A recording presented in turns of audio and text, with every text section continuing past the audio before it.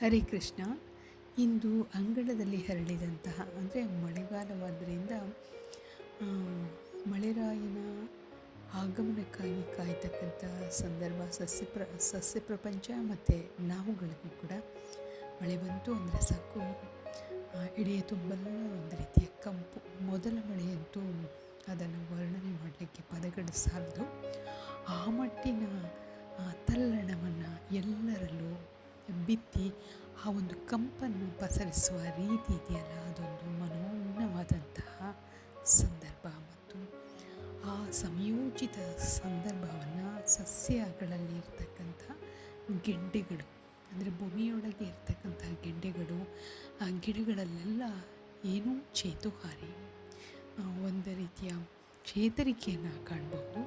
ಆ ಚೇತರಿಕೆಯ ಫಲವಾಗಿ ನಮಗೆ ಬೊಗಸೆ ಗಾತ್ರದ ಬಗೆ ಬಗೆಯ ಬಣ್ಣದ ಹೂಗಳು ತಂತಾನೆ ಆರೈಕೆ ಇಲ್ಲದೆ ಆ ಗೊಬ್ಬರಗಳಿಂದ, ಅಂದರೆ ಮಳೆ ಬರ್ತಾ ಇದೆ ಅಂತ ಸೂಚನೆಯನ್ನು 15 ದಿನಕ್ಕೂ ಮುಂಚೆ ನಮಗೆ ಭೂಮಿ ನೀಡ್ತಾ ಹೋಗುತ್ತೆ. ಸಾಕಷ್ಟು ಸಸ್ಯಗಳು, ಪಕ್ಷಿಗಳು, ಕೀಟಗಳು ಮಳೆ ಬರ್ತಾ ಇದೆ ಅನ್ನೋ ಸೂಚನೆಯನ್ನು ಕೊಡುತ್ತವೆ. ಗಿಡ ತಮ್ಮ ಇರುವಿಕೆಯನ್ನು ಅವರು ಪಕ್ಷಿಗಳು ಅವುಗಳ ಧ್ವನಿಯ ಮೂಲಕ, ಇಲ್ಲವೇ ತನ್ನ ಪ್ರಾಣಿ ಪಕ್ಷಿಗಳನ್ನು ಮಳೆಯಿಂದ ರಕ್ಷಣೆ ಮಾಡಿಕೊಳ್ಳಲಿಕ್ಕೆ, ಸಾಕಷ್ಟು ಗೂಡುಗಳನ್ನು ಕಟ್ಟಲಿಕ್ಕೆ ಮತ್ತು ತನ್ನ ಸಂತತಿಯನ್ನು ಒಂದು ಕಡೆಯಿಂದ ಮತ್ತೊಂದು ಕಡೆಗೆ ವರ್ಗಾಯಿಸೋದ್ರ ಮೂಲಕ ಎಚ್ಚರಿಕೆಯನ್ನು ಮಾಡ್ಕೊಳ್ತಾ ಹೋಗ್ತಾ ಇರ್ತವೆ. ಆ ಎಲ್ಲ ಸಂದರ್ಭವನ್ನು ನಾವು ಕೂಡ ಹಚ್ಚಿದರೆ ಮಳೆ ಬರೋ ಸಂದರ್ಭ ಅನ್ನುವಂಥದ್ದನ್ನು ನಾವು ಹೇಗೆ ಗ್ರಹಿಸ್ತೀವೋ ಹಾಗೆ ನಮ್ಮ ಇರುವಿಕೆಯನ್ನು ಮೀರಿ ಸಸ್ಯ ಪ್ರಪಂಚದಲ್ಲಿ ಪ್ರಾಣಿಗಳು ಕೂಡ ಇದನ್ನು ಕಾಣಬಹುದು. ಇನ್ನು ದೇಶಿ ಗುಲಾಬಿ ಮತ್ತು ಹೈಬ್ರಿಡ್ ಗುಲಾಬಿ ಎರಡೂ ಹೂಗಳು ಏಕಕಾಲದಲ್ಲಿ ಬಿಟ್ಟಿದ್ದು, ಅವುಗಳಲ್ಲಿ ಸಾಕಷ್ಟು ವ್ಯತ್ಯಾಸವನ್ನು ಕಾಣಬಹುದು.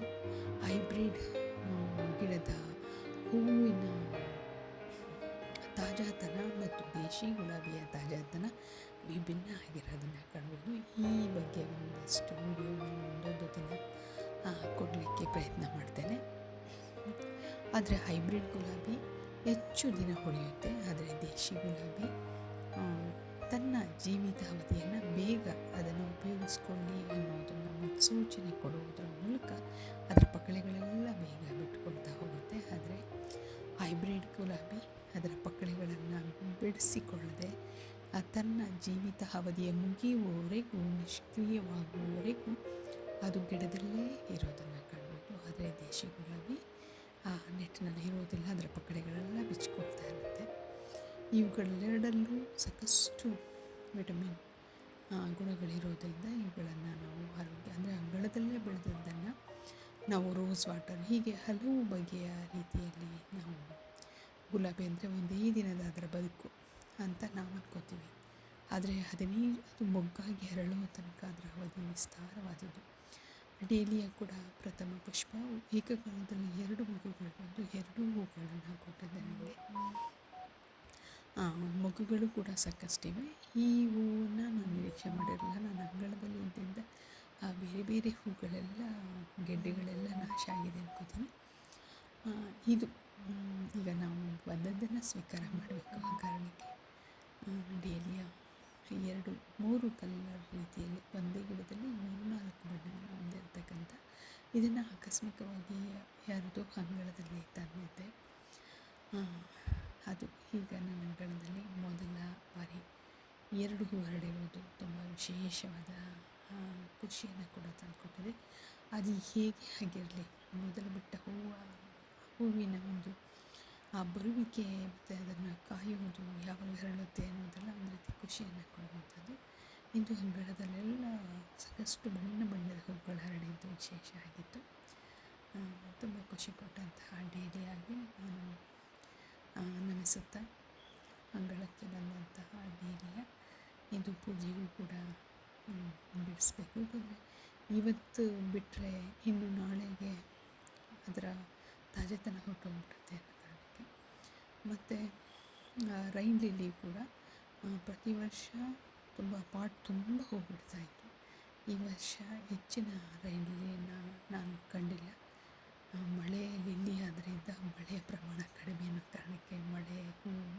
ಬರದೇ ಇದ್ರೂ ಇರ್ಬೋದು. ಇನ್ನು 10 o'clock ಫ್ಲವರ್, ಇದನ್ನು ನಾನು ಪಾಲಿನೇಷನ್ ಮಾಡಿದ್ದೆ. ಕೆಂಪು ಹೂವಿಗೆ ಕೇಸರಿ ಬಣ್ಣದ್ದನ್ನು, ಆದರೆ ನಿಜವಾದ ಕೇಸರಿ ಬಣ್ಣದ ಹೂವು ಎಲ್ಲೋ ಕಾಣೆಯಾಗಿದೆ. ಆ ಪಾಲಿನೇಷನ್ ಮಾಡಿದ ಹೂವೇ ಹೆಚ್ಚಾಗಿ ಬರ್ತಾ ಇದೇ ಥರ ಕೇಸರಿ ಇತ್ತು ಅದು. ನಾನು ಅದಕ್ಕೆ ಪಾಲಿನೇಷನ್ ಮಾಡಿದ್ದೆ.